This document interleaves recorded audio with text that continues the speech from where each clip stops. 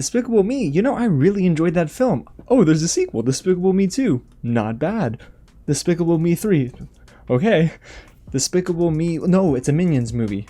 Alright. And there's a Minions sequel. Whew.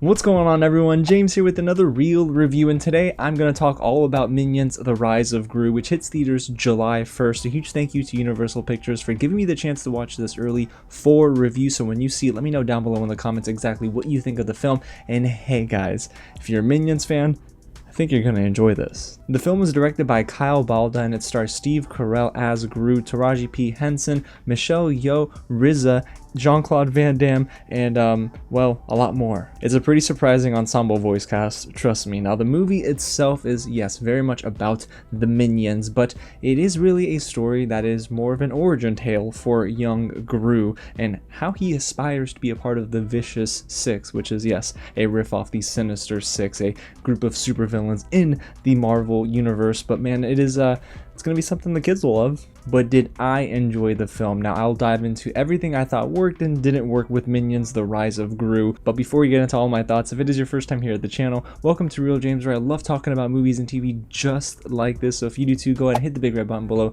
subscribe to the channel, tap on the bell, and hit the thumbs up button if you're a fan of Minions. No, I'm not gonna try to sound like a Minion.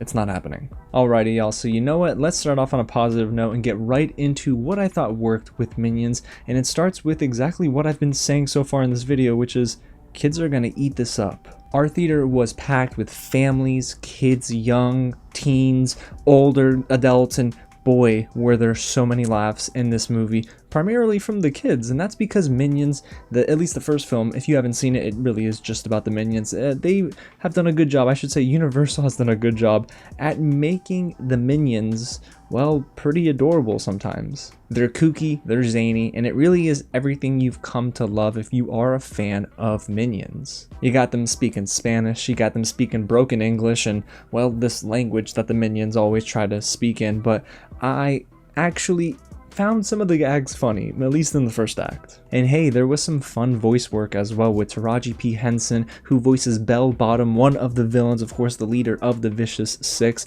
and you can tell she had fun with this role. Taraji P. Henson is awesome anyway, so it was really cool to see her in this role, in this capacity, and I almost want to see her do more of work like this in a way, because she's very versatile. Her voice is so recognizable, but she really gets lost in this role in a good way, and I loved her counterpart, Michelle Yeoh, who's on the opposite side. She plays one of the superheroes in a way that helps train our Minions do some kung fu. She plays Chow, and Michelle Yeoh is just the legend, and she just continues to prove it here. Even though, yes, I think she was underused, she did well with her screen time towards the middle of the film. And then you have Alan Arkin, who was another standout as Wild Knuckles, one of the villains that Gru aspires to be. He was really good, solid, and also kind of turns in an emotional performance in a way.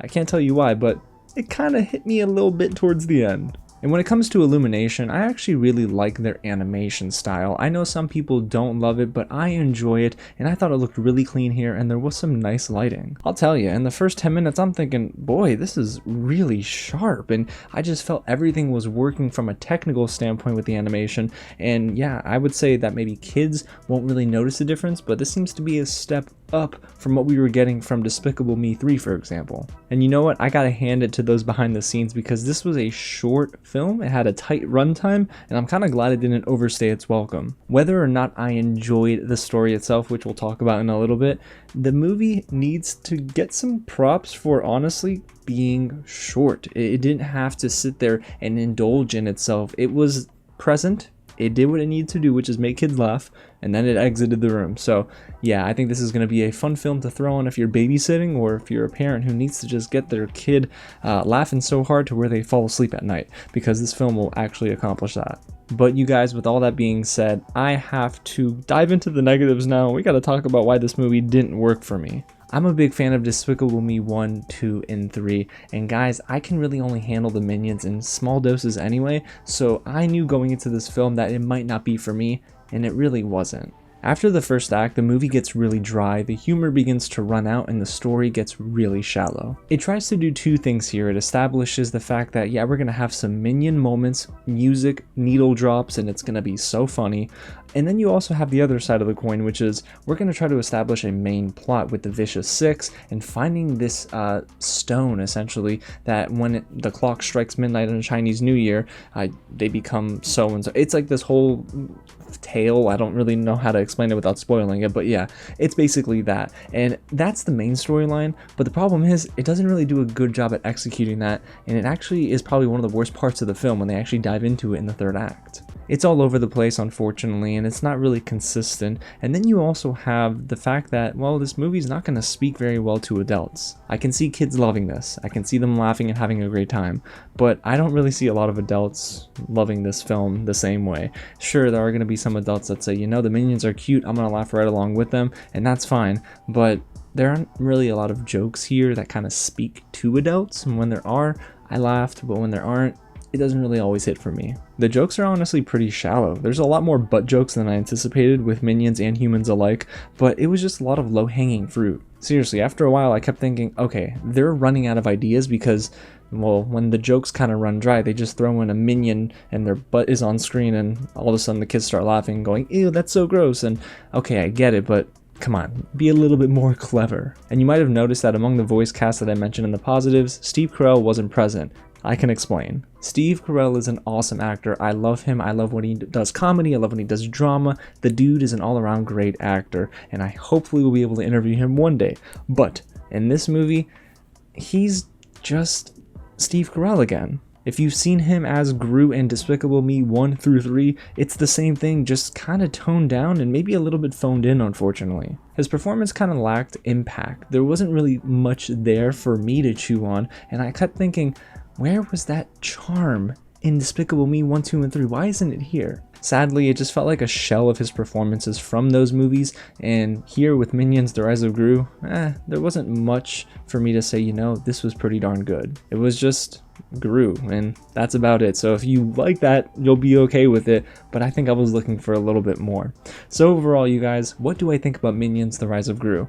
Well, kids are gonna love this, okay? So it does work in that respect. It was making kids laugh, and that is the objective of these movies at this point. I didn't come into this thinking I was getting a solid story, and unfortunately I was proven right, but I just think fans of the Minions themselves are going to enjoy this film. It doesn't work for me, and I think that's okay, because not every movie has to work for me, but honestly, I think the last time this franchise had any charm was with Despicable Me 3. And it's kind of a bummer because I do like the Illumination animation style, and I do like Steve Carell in this role as Gru. It's just, I think the formulas run dry at this point. So guys, again, Minions: The Rise of Gru, it's not a movie where if I tell you I didn't like it, you shouldn't go see it. If you are sold on it, if you love Minions, go and watch this film. I think you'll enjoy it. If you have a family, of course, if you have children that you're going to take to this film, I think you'll have a good time on a Saturday or Sunday afternoon or morning. So there you have it, you guys. That's my real review of Minions: The Rise of Gru. Again, it hits theaters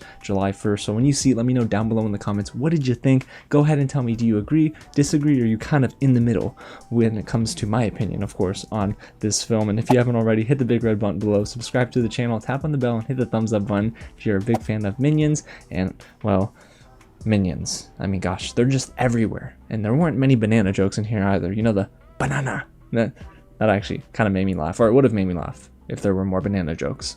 Alrighty, y'all, again, thanks so much for watching, and I'll catch you at the next screening.